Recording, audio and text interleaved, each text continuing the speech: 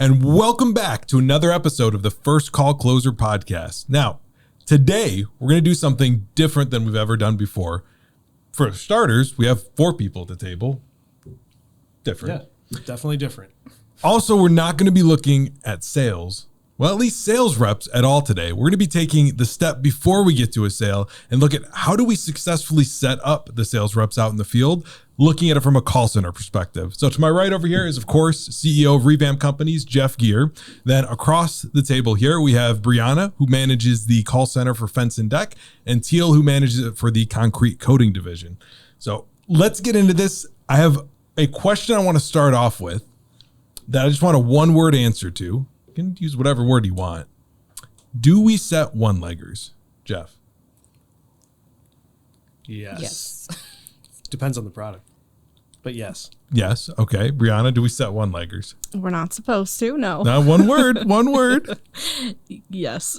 Okay. Yes. Teal, yes. Now, I want to dive into that a little bit because as I listen to some of the recordings, I would venture to say, Briana, that maybe you don't set one-leggers. I couldn't find anywhere you wanted to set one-leggers. We try not to. There are slight exceptions that we make, say husbands overseas, that type of thing is not going to be back. But in reality, we try not to at all.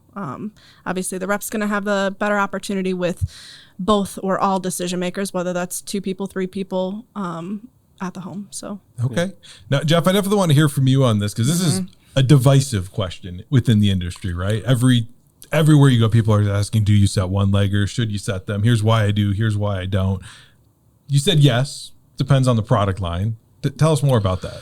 Yeah, so I think it's the price point, right? I mean, when you're running an average ticket of, $4,000 to $7,000, I don't really think that you need to have both parties there. Generally, they will have talked about it at some point, husband, wife, significant others, whatever it is, and they kind of if it's around this price, go ahead and make the decision, right? But the issue I think comes in where Bree's team sets leads for a substantially higher ticket price that is, generally averaging about $15,000. And so I think that what her team has kind of come to the conclusion with their sales managers is it's not an ideal scenario, right, Bree, to have only one person there. No. And then also there's different variations in her product line versus like what Teal's doing on the coating side. So more qualification in addition to one leg, 2-leggers. And for anybody listening that doesn't know what that means, a one-legger is industry slang for one party when there's a spouse there that both really need to be there to make a decision. So what types of differences would you say there are between the divisions of fence and deck versus concrete coating that we're looking for in qualifications for an appointment to be considered really a quality opportunity worth sending a sales rep out to? Yeah, Teal, I'll let you answer for coatings. For us, it's if they're a homeowner, obviously. We don't really ask that, but... You said if they're a homeowner? Right. We don't really flat out ask, are you the homeowner? Most people that are looking for that already, we just know that they are. We'll pick up on trigger words that they'll say like, oh, I'm just renting, or I would have to ask this person. But other than that, we're just getting the appointment made. I mean, asking. Coatings, we have a rule, and it's lead. Like bottom line, right? Like, because you're also not just like, how many leads are you trying to give these guys a day too, which I think is probably a better point to talk about. When our goal,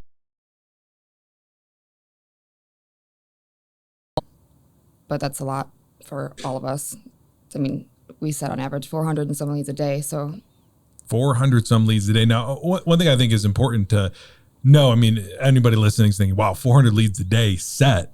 That's a lot of appointments.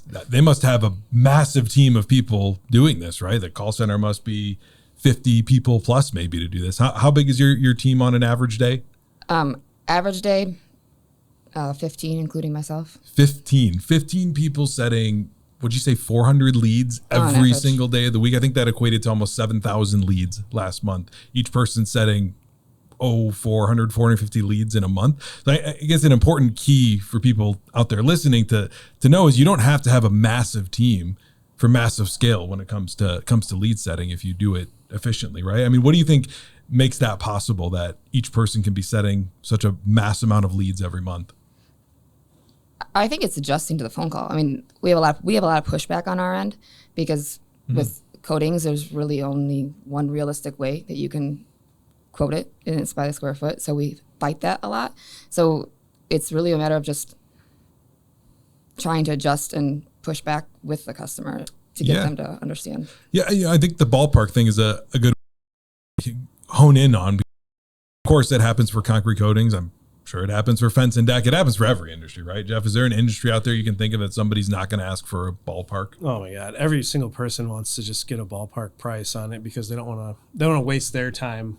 Or they don't want to waste yours. Yeah, they don't want to. Yeah, now in this day and age, now they don't want to waste ours, right? And so for me, I'm like, it's not even. I don't even if they don't want to give us 30 minutes to meet with them about their project, I don't even want to continue down that phone call anymore because, like, you're just immediately disqualifying yourself from wanting to do this project. No, very Can't find 30 minutes in the next 7 days. Right. First to just come out, give you a quick quote. So I've an example recording here of how a ballpark objection was handled, because I'm sure people are wondering, hey, what do you guys actually do when someone asks for a ballpark? If you're not giving it to them, do you just say no and hang up the phone, or what happens? So let's listen to one of these and see how it went. Hey, this is Jenna from TSR Concrete Coating. Yeah, hi. Yeah, I filled out something and I gave them a bunch of information. And they said they could give me a quote, so I'm just kind of interested in what a quote would be. Yes, we do come out on site to take a look at the area and the condition of the concrete.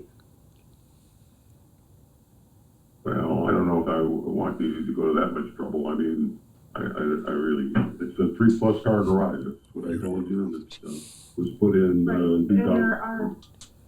there's just multiple variations that do go into it. I mean, and all 3 car garages are different sizes. I have someone actually in the area tomorrow. I'd be able to have him stop by if he would be around. What time? I believe I have 11:30 up until, I believe, let me just double check, I think it's about 2. Oh, I have 11:30 available tomorrow or at 4:30.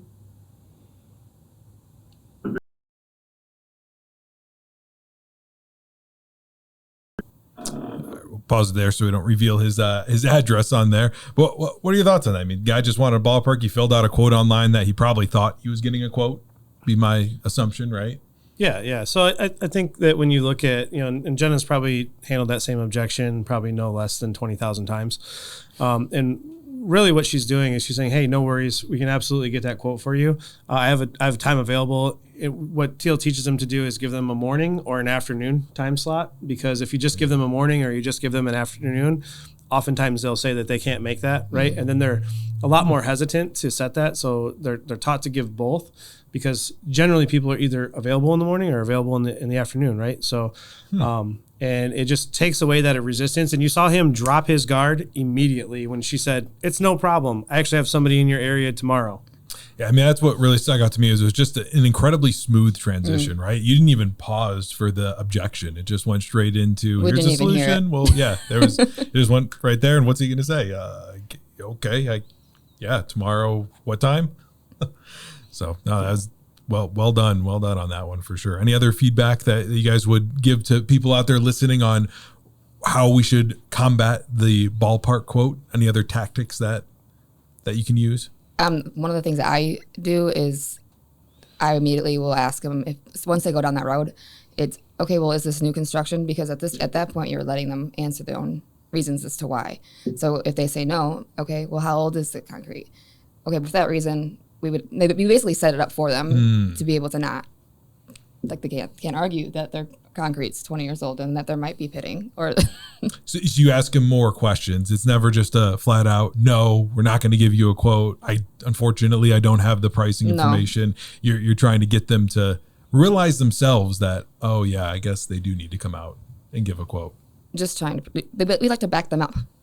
Yeah, back them up to where they have to set the appointment to get what they want. Because ultimately they want the price, they want the product. Yeah, hear the objection, but don't acknowledge it. Right. Yeah. But then also find a solution. Like, you can't argue with the solution that she gave, right? The solution is that, yeah, I understand that you want a quote. And in fact, I'm actually going to do that for you tomorrow at 11:30 or 4:30. Which one works for you? Okay. 11:30. Okay, great. So there's no reason for you to say no to that. And the next thing that I would say like about that would be, if you notice that she doesn't argue and she doesn't change her tone or inflection in her voice. So a lot of times what'll happen, and I know that you two have this whenever you hire a new call center rep, is they'll want to get defensive, right? Maybe they got smoked on the last call, Bree, and the customer was just like, no, I'm not having my wife there. No, I'm not having my husband there. Then they get this one where they just want a ballpark and they immediately get defensive. And what you'll find with your really good rep, they actually are cool, calm, collected, tonality, everything stays ice cold. And it's very factual and solution oriented. So that was an example of one that went well. Now, of course, they don't always go like that. As much training as you can do, you can always be thrown a curveball, or maybe they don't follow that process. So here's one where we had a ballpark that wasn't set. Let's listen to it and see if we got any feedback on how maybe we could have set this. Hello? Hi, this is Brooke with Apollo Concrete Coatings. I was calling to get you on our schedule for your free estimate. Well, I don't think I want one, so you can take me off the schedule. All I was interested in was cost per square foot. I want some idea of just an idea, okay? I don't want an estimate or anything. Give me some numbers to work with, we'll go from there. So what is the cost per square foot? So we would need to come take a look at the project in person. Well, you must have an idea of the cost per square foot. So I just schedule the appointments. I don't do anything with the pricing. Okay, well, why don't you just take me off the schedule? I've been getting all the phone calls and everything, and that's really not what I was after. I want some vague idea of what I'm dealing with. Okay. If you could send in pictures with the dimensions in the pictures, I could have someone reach out.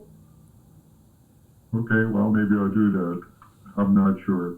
Your address is on your emails? Our address for... If I wanted to send pictures, where would I send them? I'll go ahead and text you where you can send them. Okay, that's good. Okay, thank you. Okay, bye-bye. Bye. You think grade A appointment setting? I'd say like a C+. He you could tell by his tone right away that there wasn't going to be a whole lot that Brooke was going to be able to say that was going to make that gentleman happy. Yeah. You could tell just, he kind of answered the phone like an asshole, and probably because they've been calling him. I always find it interesting that somebody submits an inquiry to get a quote or a price on a project and then is pissed off when we call them. Why is that? And so that guy was probably a lot like that. But I would say there was drastic differences, right, between the one that Jenna did and the one that Brooke did. And one of the main things that I would say is like when I was like what I said last time was like tonality, defensive-ness, being prepared for that. Like when we talk with sales reps and price hits the table, we immediately expect the customer to hit the ceiling, right? It was almost as if Brooke didn't expect to get that. Right. She was beat. Yeah.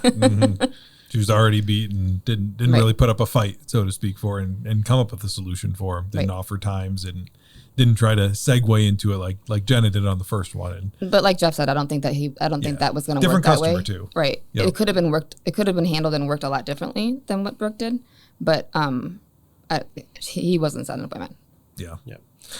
I like the end where she did say, hey, like if you do want to quote in that manner, like go ahead. Like he asked a really strange question that I think threw her off her game a little bit. Like the way I know what he wanted, but he asked it in such a manner that kind of had her stumbling all over the place. About sending that in. And then you try to make that as much of a pain in the ass as possible so that they're just like, just come out. Just send someone And out. I do think though that had she at least offered a time, while she's like looking at where his zip code is at, like, you can send that in. I go, honestly, we actually have somebody that can either be available either later this evening or early tomorrow morning. And that's an older gentleman. So he's probably available in the morning. He's retired. Right. But we can just hit you up tomorrow at 9:30 if that works. Probably just take. She could also have explained us, like it goes back to me backing in the corner, right? Like explaining why we need to, like asking how old your house is, hearing how old it is. It probably has an older house. So like, okay, what's wrong with your concrete? Why do you need to have it coated? I mean, and explain those reasons as to why they play a factor in the pricing. To dig down a bit deeper. Yeah. And actually most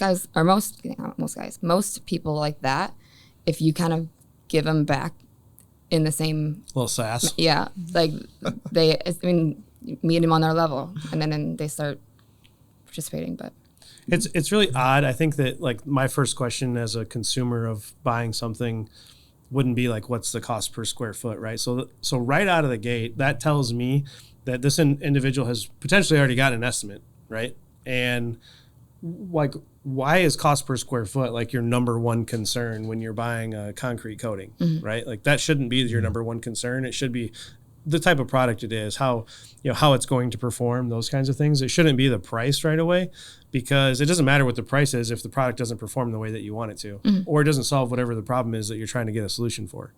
And so that kind of tells me like, he's somebody, or he doesn't exactly understand what he wants. could be, but we also have people that have done their research and they know the product, or maybe they've seen it or whatever, and they've went to our websites and they've looked at it, because we do battle that too. Like, I already know what this is. I already know what that. I want the polyurea. I want the polyaspartic. Like, I've already seen it all. I mean, those ones are tough, but we adjust. It's adjusting the conversation. I think that's probably the biggest difference with us, is like we have to adjust like to some massive personalities where you a higher ticket item, like they're expecting, like they'd be dumb to think that I think we have a lot harder questions to ask, right, and rebuttals that we have to get through versus the coatings appointments. But my favorite thing for Bree has been, we had a sales rep who was not as successful as he should have been out in the field, and rather than firing him, I thought I would give him the opportunity to see how hard it is to set a lead that he burned. And how was that experience? For me, it was great. I loved having him in the office. I think he's a special individual, but he did learn a lot. And he told me that before he left. He's like, I really have an appreciation for the lead now, how much work that goes into it. Every time I go to a lead, I know that this person has called it this many times. And then to confirm the appointment, I know this person has called this many times, texted this many times just to get me in the door. So his appreciation for the lead is definitely a lot higher than the rest, I would say. So his first month back in sales, right? Well, maybe it's his second month now, right? Oh, no, first. Number 3. Really? We're from dead last to dead. Wow. to well, number that 3. tells me is that this seems to be part of their training. You just want all the sales reps to come Every and rep set has to appointments. come to set one want that. appointment before they can. No, they actually, one. I think it would be great. I think we might get a lot less kickback from some sales reps after they go out into the field. Yeah, it's definitely a different perspective. Yeah. What I thought was interesting is he come to me after his first day and he goes, they lied to me. That homeowner lied to me. Like, they said they were going to be there, and they weren't. And I set that appointment, and that looks bad on how it feels, right? Yeah. Like, Yeah. When they say, yeah, my wife will be there, my husband will be there, and then you get the message from the rep, there's only one here. What'd you do wrong? Yep. Yeah, that's not always how it works.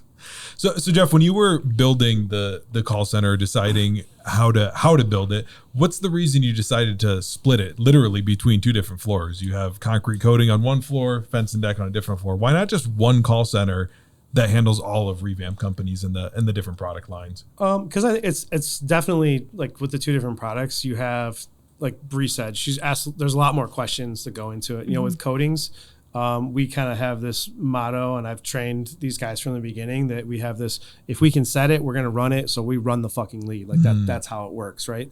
And then with fence and deck, I've eased back from that a little bit, just from going out and running the appointments myself. Is like, first of all, you're not going to get 4, 5, 6 opportunities a day like you would with coating, right? Why is that? Because the sit is longer, because it takes longer to run through the demonstration with the homeowners. Instead of being there for like an hour with a coatings lead, it could be half hour to an hour and a half, depending on how much the customer talks, right? But with Fence and Deck, I mean, there's actually a lot more to go over, and then like they spend a lot of time measuring and making sure they have everything correct and that they're getting the right amount of piers on a deck, and like the customer takes a lot of time like planning how they want this project to look, because it is a big purchase, right? So you're there much longer. Yeah, you're there for like 2 hours minimum usually, and so you can't run 6 appointments in a day. You know, you can only, you know, really, we don't want our Fence and Deck guys really running more than 3. Yeah. And three's a long day. So that appointment, I mean, kind of matters more. You only have 3 at bats a day then.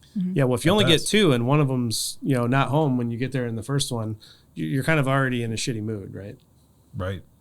Can ruin the whole day right there. So but the reason I want them separated though is that because of the price point between the 2 products, and the customer is slightly different in what they want, and then also there's a confirmation process that takes place in Fence and Deck that doesn't take place on coatings. Okay, so concrete coatings you don't confirm any leads. We don't. No, it's not a practice. But when we run into situations where we have areas that maybe are getting a lot of cancellations or no shows, we'll do some changes there. But it's not even then a physical call. It's just making sure we check with them by text. Like her confirmations are more automated, and Bree's are, you have to talk to us. Yeah. Really? So you have is it the rep that set the appointment calls back to do it? Nope. So I have 2 individuals in the office that confirm all the leads for all 16 locations.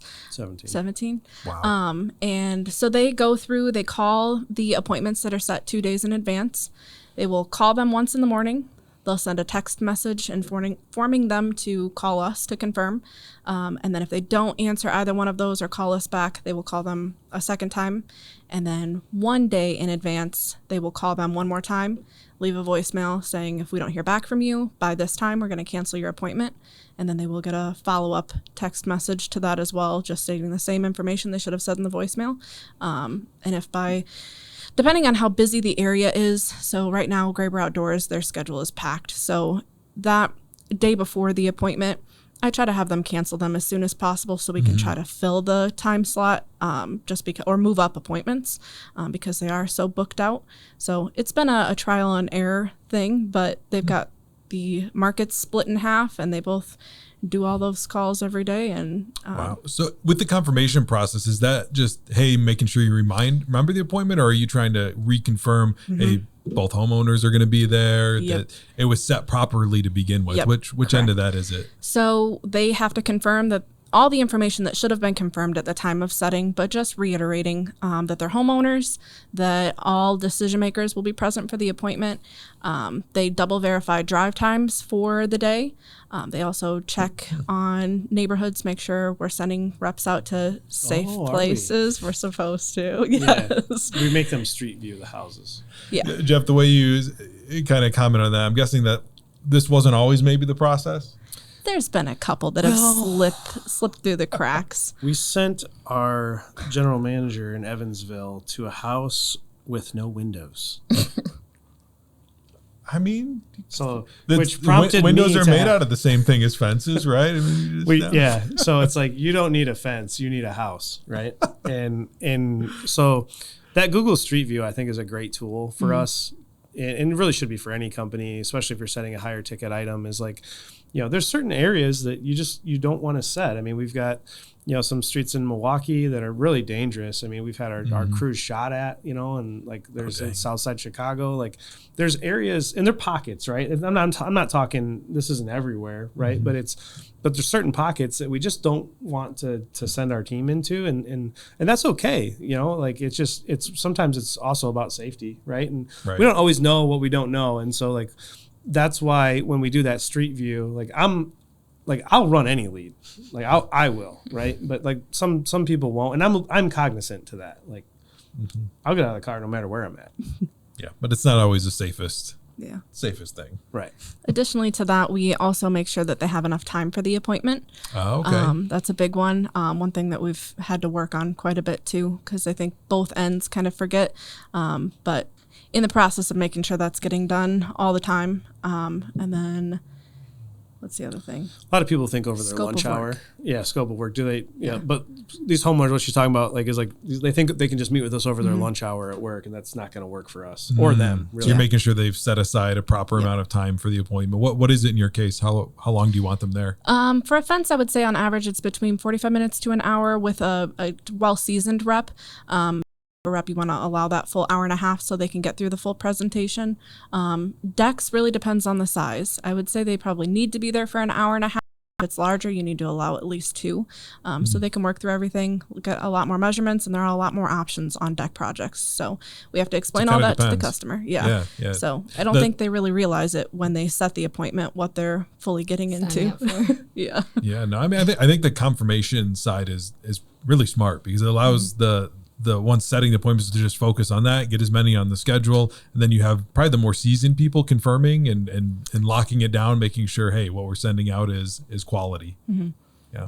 The confirmation on our end is actually a risk because it is a smaller ticket item. So we find that when we do confirm, we open up the door for them to cancel because it's interesting. It's almost exact opposite. Same thing with you have to make sure that they understand we have this amount of time because we need this amount of time. We do everything we can to avoid let them know how much time we need. Probably because coatings is maybe more of an impulse type of buy, right? The financial. If you think about it too long, you're like, you know what? No, I don't need it. I'm glad you called. I was thinking about canceling anyways. Versus sales rep just shows up at the time. They're not going to tell them to That's go exactly away. what happens. Yeah. Because they're like, I've had too much time to think about it, so no, I'm good. Where a fence and deck, that type of investment, you're planning. You're planning for that. You don't just on a whim say. I also think that's like that for any project, right? Like for most home improvements, I think if you were allowed to think too much, like you would cancel it, right? And it's one of the things that I love about the products that we're in is that they are generally like we are the biggest player in each one of those markets, in each one of those products. And if, it's also, there are needs-based, cues for each one of them, right? And I think with fence and deck, we always joke like fences make great neighbors, and That's a good tagline. Yeah, if you have kids, if you have shitty neighbors, and if you have animals, like you're going to get a fence. Like generally, if you have one of those 3 things going on, and then with decking, it's generally safety, right? Deck boards failing, railings, things like that. Coatings also has an element, of needs based because a lot of these garages that we're doing, like the alternative is tear your garage floor out, right? And so I think what Teal's trying to say is like it's also more about speed to lead too, which is I think going to be one of your topics coming up. Yeah. So how important is speed to lead? And speed to lead is just essentially lead comes in. How quickly are we making? 2 questions with that. Is there a certain metric you're trying to use, both of you, that you're trying to have them hit a certain time? And is that text, phone call, both? What does that look like? Teal, we'll start with you. For me, obviously the ones that come in overnight, they're not getting handled immediately. You don't have 24/7. Well, we do have automations that go out right away if it falls within a legal time to do it. But for us on a normal day, if a lead hits our inbound queue within 20 seconds, they're getting a text. Maybe it might not be a call for another minute, but an email and a text is going out right away. It's just automatically generated, and then from there, the goal is 2 minutes, I think. Yeah, I'd prefer within 2 seconds, but it's a little complicated to do when you're handling 700 some leads in a day. Right, across just 15 people. But we have it set up so that it happens. But it is important. It's very important. You think it makes a difference if you let the lead sit for 10 minutes? You think you wouldn't reach him as much? Yeah. Yeah, I see Bree nodding your head as well. So you have the same type of philosophy? Yeah, and I used to be a marketer. So from experience both working, taking calls, making calls, being the one doing the inbounds to now watching the inbound list, I definitely can hear that my marketers get on the phone quicker within 2 minutes. I think what I learned was the rule of thumb was less than 10. Is that right? Back in the day? Yeah, well, but again, 2 seconds. Yeah. 2 seconds is the goal. Submit, the inquiry comes in, they get a text, and then they get a call, and they're like, "Oh wow, you guys are really on it." Yeah. Yep, we get that. That was fast. Yeah. But imagine yourself scrolling on your phone, you submit your information. If somebody calls you right away, you're more excited to set that appointment versus 10 minutes later, knowing myself, I've already set my phone down and I'm on to taking care of my toddler. That's it. Moved on to the next thing. It's the peak excitement. You want to get the appointment set So speed to lead is important. How do you structure that within the team? Is there somebody that's dedicated to calling as quickly as possible? Is it a free for all of whoever gets there first gets that one? This is going to be very different for Very, both very different. departments. Okay. I have it structured so each marketer is assigned a certain class. Whatever comes A in. class being like a territory? Territory, Okay. yep. So whatever comes in for that is their responsibility. We have it set up on our computers that they have an inbound page always up, and we download an auto refresher. So every 30 seconds, it's automatically refreshing, and they have to keep an eye on that. And the other marketers know that if this person isn't getting to that within a certain amount of time, to just take it, because they're a team and they're commission based. So Yeah. the biggest thing is making sure the inbounds are taken care of as soon as possible. So each marketer is set per class or territory, and that's No, it's they interesting handle it though. all. Coatings actually used to be that way. Right. And Okay. I think that, you know, when you hear the way that Teal does it, there's a potential that at some point Fence and Deck could go, I think to- when you get bigger. yeah, go to the way that Coatings is. Because there's a huge discrepancy. There's 30 more markets Right. in the way that Teal's doing it. So how are you doing it, Teal? What's different? So it's not assigned per person per market. I have well, it is in a sense, but I have designated people that are doing inbounds, and it's narrowed down to certain areas. So those people for an allotted amount of time, usually it's like from 7 to noon. That's all they're doing is working inbound calls. The other half of the people are working through the leads that we've already. And when you make sure everybody understands, when we say inbound, we don't mean people calling into the call center. These are fresh leads, Yeah, like from draft Facebook leads. forums, Yeah. from websites. Inbound just means lead submitted an inquiry. Yeah. Right. Sorry, go ahead. So those people are only doing that. And then like everyone has I mean, just kind of like you with confirmation and stuff like that, but our process is just a lot different. It's like It's also a skill set, right? Like I think you find like within your team of, 14 plus yourself is that some of them are really, really fast on the inbounds and some of them are just not. right. I mean, and that's pretty much what it comes Skill down set, to. yeah. Like Yeah. we utilize strengths, and that's where I put them. I mean, throughout the day, there's at some point in time 8 different people doing inbounds because I break it up because it can get exhausting to have to continually do it all the day. Yeah. Well, we're still calling if we're not inbounding, but like all of that continuously all day long can get tiring. But using there's only 8 people that I would really allow. There's probably 7 that I would never put on an inbound because they're not quick enough. As we just talked about, the quicker we get to that, the highest potential we have to And set it. maybe they can get to the lead quick, but they can't move through one quick. I mean, it's lots of aspects about it, but yeah. Okay, so speed to lead's important. Who you have calling those leads is super important. Now, Bree, you said something that you kind of grazed past it really quick, but I want to hone in on it a little bit because I think it's something very unique that Revamp does. How the call center team is paid. Traditionally, in a home improvement company, Jeff, would you agree it's the lowest paid department typically? I definitely say it would not be a glamorous job, but we took that in listen, it wasn't me. They came to me and said they wanted to make more money. And then I just told them what the rules were going to be for how they needed to be paid to make more money. Okay. All right. Well, tell us a little bit about that. How is the pay structure now for Revamp? Well, I'll let Bree describe like how they're paid, and then I'll tell you how it came about and why. Yeah, Sure. Bree, tell us a little bit about it. So do you want me to get into actual percentages and everything? Yeah, I mean, I got to use percentages. It's fine. Okay. Doesn't matter. Well, they make 0.065% sales for the week. That is divvied up by whoever is on commission.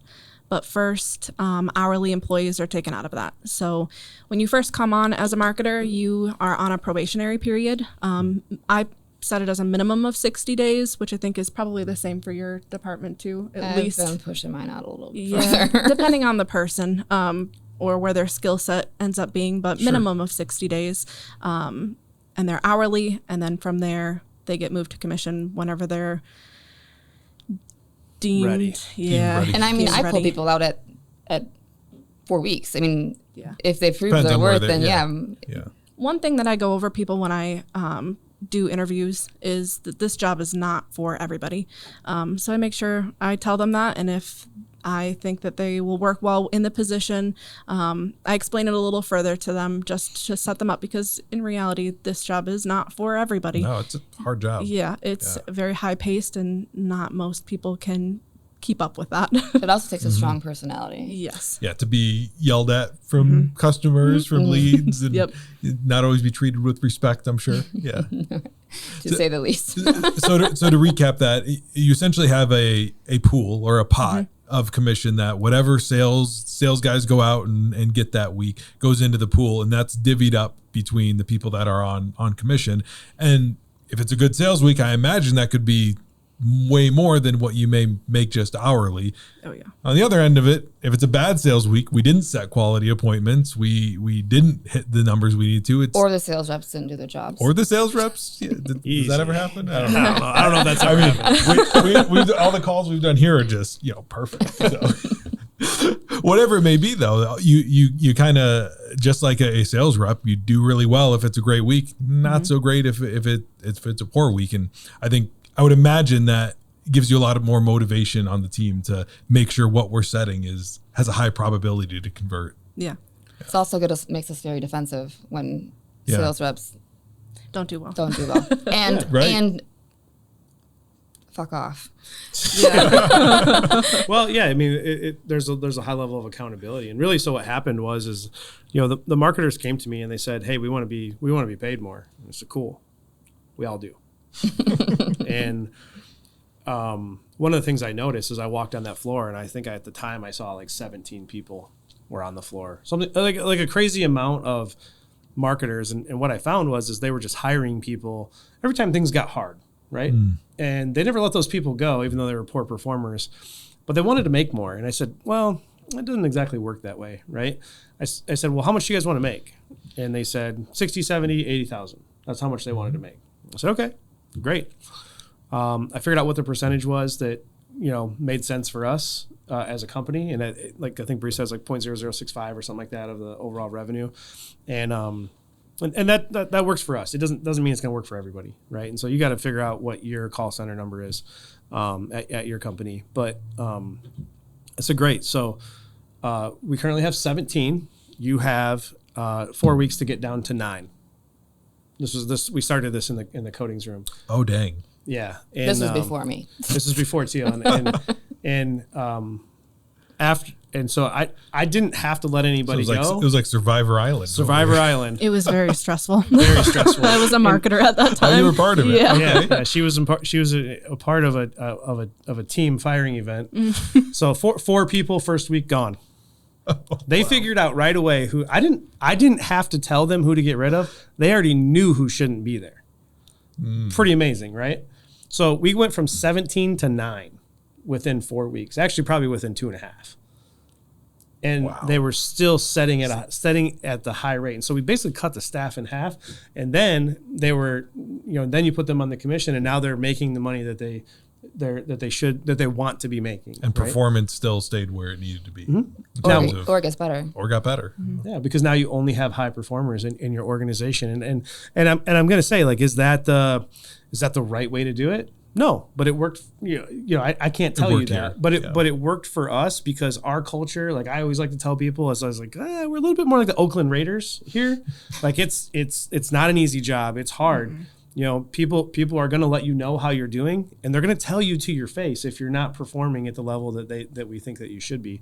And that comp structure literally changed everything in our call centers because now they only want to keep the best performers. The team really cares. Whereas before, you're just showing up for your paycheck. You get paid whether they're sales or not. But now you got to split your paycheck with that person. So if you're going to bring someone on, they need to make it worth it. You got to make it worth it. And they have to justify to their teams when they make a decision to take somebody from hourly to the commission shared pool. They got to own that shit because you're taking away from my paycheck. So that person that you're putting in my pool better be good. Yeah. You're referring to us. Yeah. Yeah. I'm just saying like if I'm a marketer, that's exactly, I would be your worst nightmare. Like who's to say you're not? No, I'm kidding. No, I'm kidding. They do. They come. I mean, I know at least my staff does. They come at me pretty hard if I'm switching them over. But most of the time, I'm talking to them about it anyways. Yeah, they know it's coming. They know it's coming. The handful of people that I have switched over long before the 60 days or whatnot, I've made it known to the other marketers, like, look, these are the numbers, these are this. She's doing better than this person. She's like, contributing. Right. So why shouldn't she? Yeah. You know, because at that point, it's all teamwork anyways. Like, it's just. You have to make sure everything is even. I like to look at it. I have a couple marketers that have been with the company for a really long time. They're really good at what they do, Carrie specifically. So I kind of use her as a benchmark for new people, that if they can get close to what she does and the amount of work she can put into her day, then that's kind of like a good pacing point to look at, is if they can keep up with her, because she's really good. Well, speaking of Carrie, do we want to listen to a call from Carrie and kind of see what an example of a high quality set might be? Let's play this. The final outlet is security. How can I help you? Oh, hi. I was just giving a quick call, looking to see if I can set up an estimate. Thought you guys had a pretty cool deal going on, so just trying to see what we do. Absolutely. What promotion did you see? Which one's the best one? Well, on the website, the 60. I figured that was the one. It just depends on the area, so that's why I asked. What I'll do here is I will take note of this promotion, but I do need to get you on the schedule to have a consultant come by to assess the area and give you a quote. The visit is completely free, and the quote is good for a year. Oh, cool.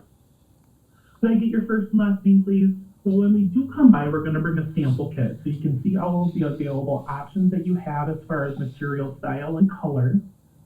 Are there any other individuals you would like to take advantage of seeing those samples with you?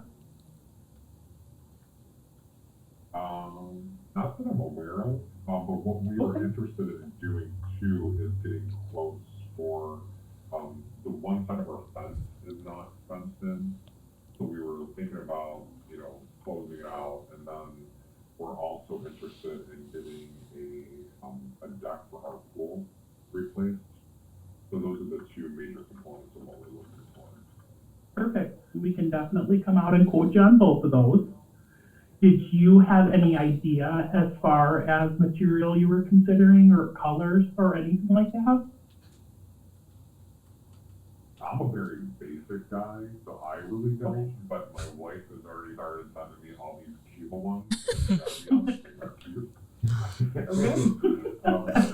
I don't have logical answers for you, to be honest. Okay, no, that's fine. And maybe if you just keep those images your wife sent you, we can kind of see how that compares to what we offer and come as close as possible, making her happy. Yeah. Okay. I'm sure she probably went to her website and found them all from there, so hopefully it should be a Sure. transition. Okay. When would be a good time for us to swing by? She's a good phone voice. I don't know exactly what's available for you guys. Well, I think I could have someone come out as soon as 12 o'clock tomorrow or 8 p.m. Is there anything potentially available for Monday, let's say around 5-ish or so, or is this way too late in the day for that? No, we schedule as late as 6 p.m. during the week. So Okay. You said Tuesday? Were wondering if there's a 5? Monday. Monday? Okay. Monday at 5, if that's okay? 2, 4, 6. Let me see what I have actually, available. it could be probably around 4:35 because the fence part, I can get him started and quoting it up because we really don't care too much about that part of it. But I know the images she's been sending me are from the back.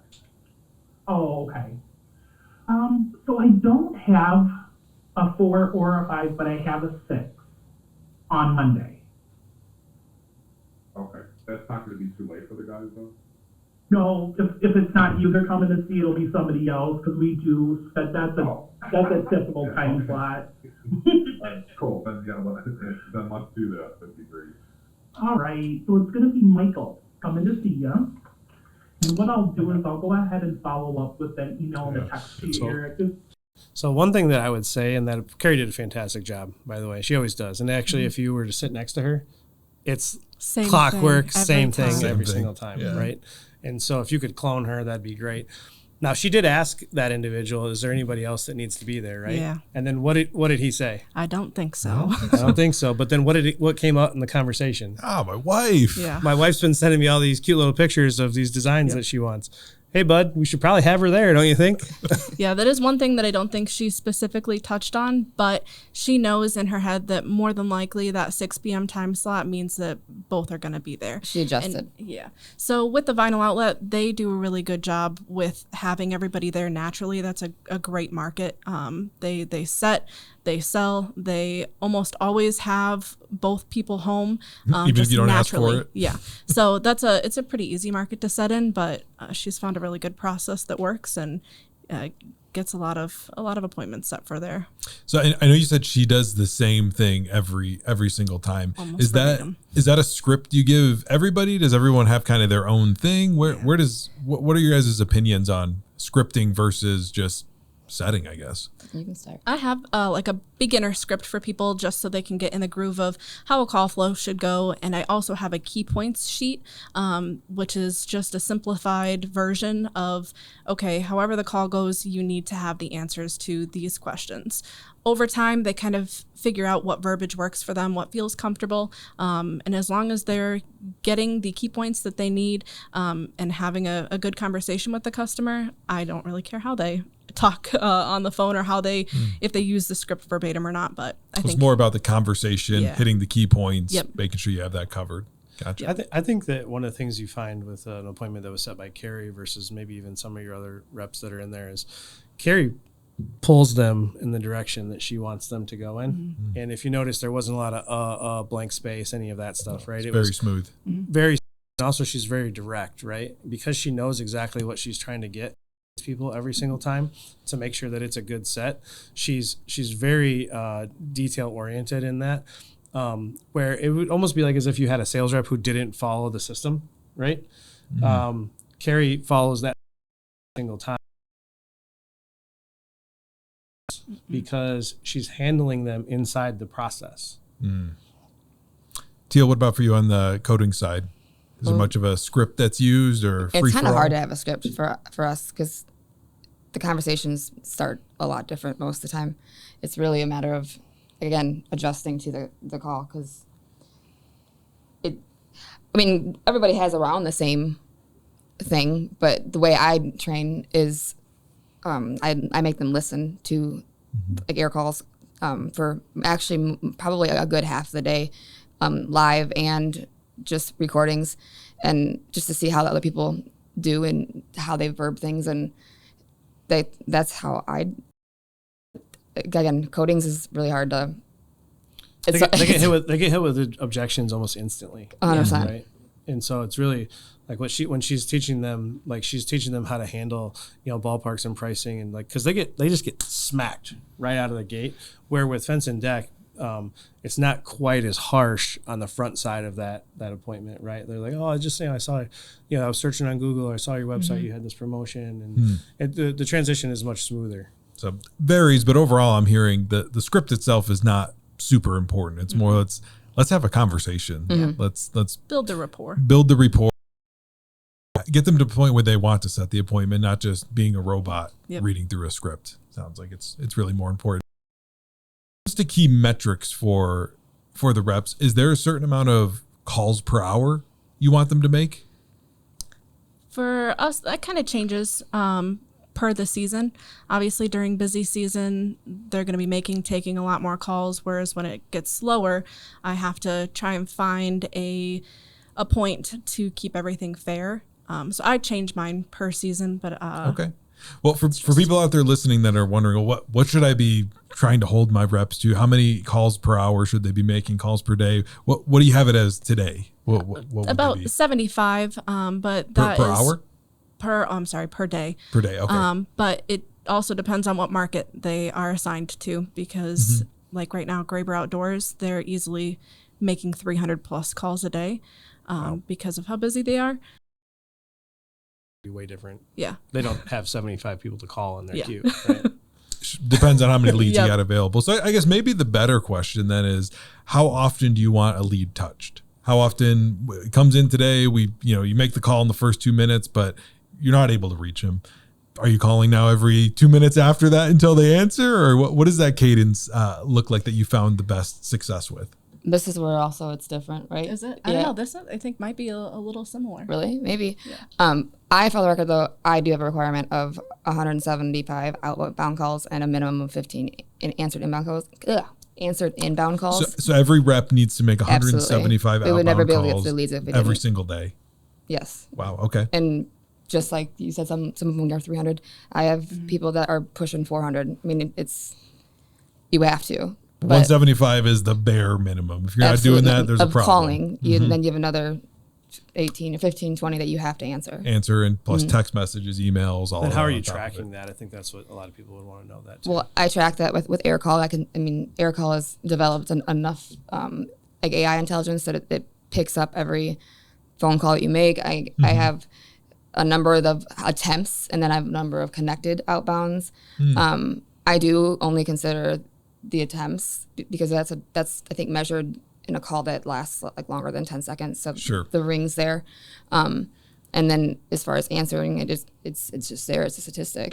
But I mean, overall, I just pull reports daily, and I use the same information and pop all of mine into a Google sheet so I can Same. just track it for the month. Just so I have a good quick reference and to look at.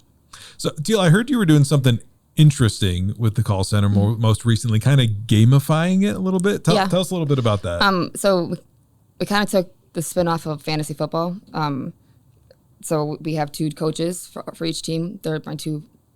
Right now, the 4 total, probably my highest performing people. We split them and then played it like fantasy football. They got to pick and draft their teammates.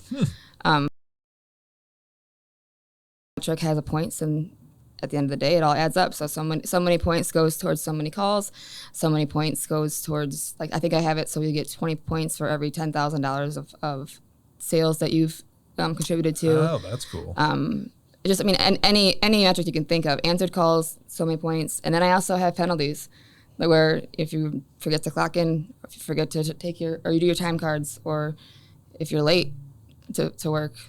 I mean, it all comes pretty visible very fast, and it becomes very competitive. Very cool. I'm excited to hear how that makes a change potentially, or it just makes people work harder because now everything's right there in front of everybody. And everyone can see everybody's scores. So I mean, if that's pretty cool. One person looks like they are kicking ass, and this one over here is like a third of that. Like, oh, why? What's going on? Yeah, It's got a lot of penalties. But no, it just makes it fun. Yeah, very cool. Well, before we wrap up here, Jeff, any other thoughts, any other topics you wanted to hit on when it comes to call center? Yeah, I think that when you look at your home improvement business, it all starts there, right? I mean, yeah, there's ad placement, but I like to say that the home improvement game is really won and lost in the call center, because if you're spending all of this money on marketing, but you're not converting the lead into a set issued appointment, then everything that money you spent is for nothing, right? And so, it's really won and lost there, because as long as we hold our call center to a strict set of KPIs and we hold our sales team to a strict set of KPIs, we can really track that. And I think that it's funny, when our PE group says, "Well, how do you know that you're going to hit that target number?" Right? And I'm like, I know, because they hit their KPIs, and if sales hits their KPIs, we're usually plus or minus $100,000 of whatever that number is.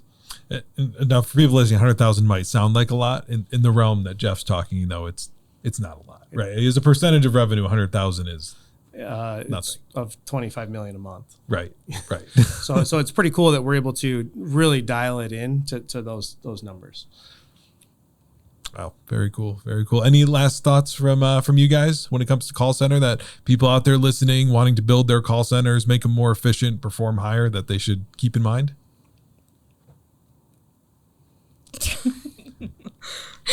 And just hold them accountable, honestly. And I think the longer you let things go or not address, the bigger of a problem it becomes. The more they And get stuck in their maybe some ways. bad habits. But I think retraining and just keeping in touch and listening to your reps' calls just to see how they're doing, making sure they're staying on their P's and Q's, hitting all of their questions they need to ask in the call, and just holding them accountable, making sure they're doing the job that they should be from the start. So, And for me, I hold them accountable to each other. Like I do quarterly, I wouldn't say quarterly, probably at least twice a year. I do peer evaluations. I want to know what they think about this person, and it's all kept confidentially to them. But it gives you a good feedback because you don't get to see everything all the time when you're in a room full of 19 people. So Right. I think it's important to be able to hear what the people you're working with, what they feel about their coworkers as well. Very cool. Very cool. So accountability is key for the successful call center. Well, this has been awesome. Really a wealth of knowledge shared today. So appreciate you both coming in and really going through our questions, talking through all of it, because there's a lot to call center. I think it's a lot of times overlooked. As Jeff was saying, it lives and dies. The company can't be successful without a high performing call center. So really appreciate it. Hope we can do this again in the future. And yeah, thank you. thanks for having me. Thank you. See you guys.